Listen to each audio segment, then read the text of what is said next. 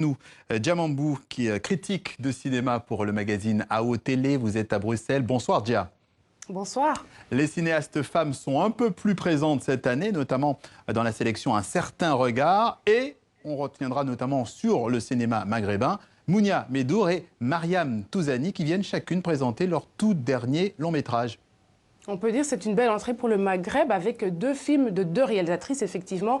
Mounia Medour qui vient avec Papicha, un premier film long-métrage fiction de la cinéaste française qui est d'origine algérienne et comme l'a relevé le délégué général du festival qui fait partie de cette nouvelle génération du cinéma du Maghreb. Aussi Adam de la marocaine Mariam Touzani qui aussi un premier long-métrage fiction mais qui, elle, on a déjà vu, par exemple, derrière l'écran dans Radia de Nabil Aouch en 2017, qu'elle a également co-scénarisé.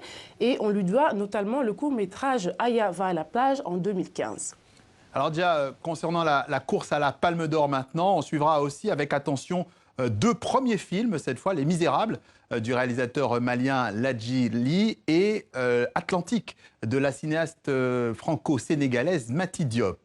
Absolument, c'est une belle entrée pour la réalisatrice franco-sénégalaise Mati Diop avec Atlantique, dont le délégué général du festival a même dit qu'ils avaient sélectionné assez tôt et qu'ils avaient préservé pour garder dans la compétition officielle. Atlantique qui raconte l'immigration vue par les femmes qui voient leur mari partir en mer en quête d'une nouvelle vie meilleure et qui restent seules dans les banlieues de Dakar. Ça fait écho à son premier court-métrage Atlantique en 2010, Atlantique avec un S, qui racontait déjà l'histoire d'un jeune homme qui veut quitter sa famille pour se rendre en mer.